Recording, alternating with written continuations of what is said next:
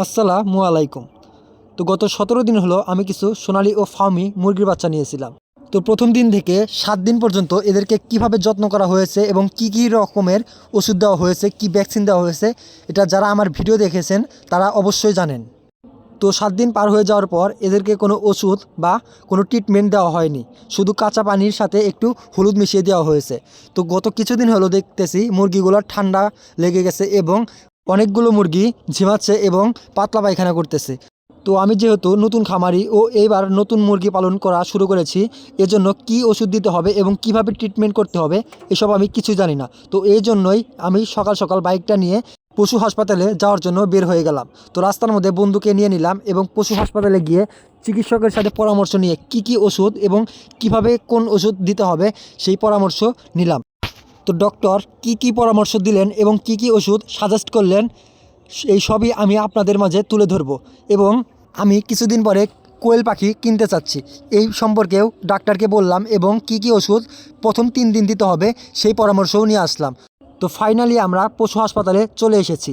পশু হাসপাতালে আসতে না আসতেই দেখলাম একটা দানব আকারের একটি চিল বা ঈগল নাকি এটা বাজ পাখি কিছুই আমি বুঝতে পারতেছি না, এবং আশেপাশে অনেকে জিজ্ঞাসলাম এটা কি পাখি, কেউই ঠিকভাবে বলতে পারলো না।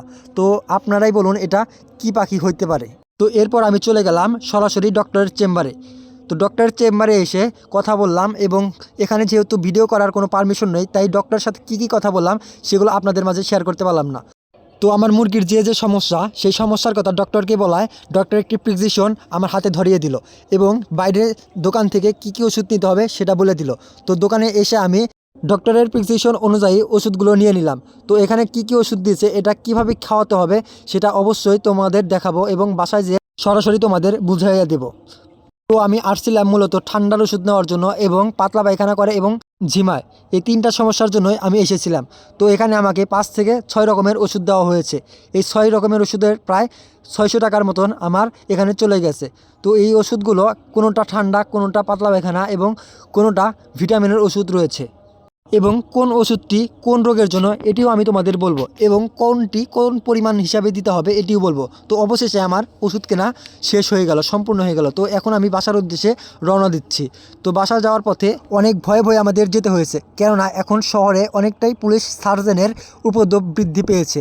তো আসার সময় একটু সকাল ছিল, তাই সোজা রাস্তা দিয়ে চলে আসছি, কিন্তু যাওয়ার সময় অনেক মোড় ঘুরে যেতে হচ্ছে, কেননা সার্জেন একবার ধরলে 2000 টাকার মামলা। তো আমরা অনেক রিস্ক নিয়ে অনেকটা মোড় ঘুরে তারপরে চলে আসলাম। তো প্রথম দিন এই 4 ধরনের ওষুধ আমাকে পানির সাথে মিশিয়ে একটু করে দিতে বলা হয়েছে। 1 লিটার পানিতে এগুলো 1 গ্রাম করে দিতে বলা হয়েছে এবং আমি এর জন্য পানির পাত্রটি উঠিয়ে নেব এবং পানি গরম করে তারপরে সেই পানি ঠান্ডা করে এদেরকে ওষুধ মিশিয়ে দিতে হবে। তো পানি গরম করাও আমাদের হয়ে গেছে এবং গরম করে উষুম ঠান্ডা করে নিয়েছি। তো প্রথমেই আমরা পানিতে মিশিয়ে নেব ইরাম্যাক্স। এই ইরাম্যাক্স ওষুধটির অনেক ধরনের রোগ প্রতিরোধ ক্ষমতা রয়েছে, যেমন পাতলা পায়খানা, সবুজ পায়খানা এবং জ্বর ভাবকে প্রতিরোধ করে। এই ওষুধটি 1 লিটার পানিতে 1 গ্রাম পরিমাণ দিয়ে দিলাম। এরপরে যে ওষুধটি দেব সেটা হলো ভিটাম্যাক্স ভেট সি। এই ওষুধটি কাজ করে মূলত ভিটামিনের জন্য এবং অগ্রিম রোগ প্রতিরোধ ক্ষমতা বৃদ্ধি করে। তো এই ওষুধ 1 লিটার পানিতে 1 গ্রাম পরিমাণ করে দিয়ে দেব। তারপরে যে ওষুধটি দেবো সেটা হলো ডক্সিভেট। তো এই ডক্সিভেটটি কাজ করে মূলত ঠান্ডার জন্য এবং ঠান্ডার সাথে অনেক কলেরা, আমাশা এবং অন্যান্য আরও অনেক রোগ প্রতিরোধ ক্ষমতা এর রয়েছে। তো আমি মূলত ঠান্ডার জন্য এই ওষুধটি ব্যবহার করতেছি। তো সব ওষুধ পরিমাণ মতো দেওয়ার পরে আমি পানিটাকে ভালোভাবে মিক্সিং করে নিতেছি। পানি মিক্সিং ভালো মতো না হলে এক ওষুধ এক জায়গায় দলা বেঁধে থাকতে পারে এবং যেই দলা বাঁধা ওষুধ কোনো মুরগি খাবে তারও অনেক রকম সমস্যা হতে পারে। এজন্য ভালো করে মিক্সিং করে নেওয়ার পরে আমি পাত্রতে ঢেলে নিলাম। তো পাত্রতে ঢেলে নিতে আরেকটা কথা আপনাদেরকে বলি যে আমি নিজেই একজন নতুন খামারি, এই প্রথমবার আমি মুরগি তুলেছি।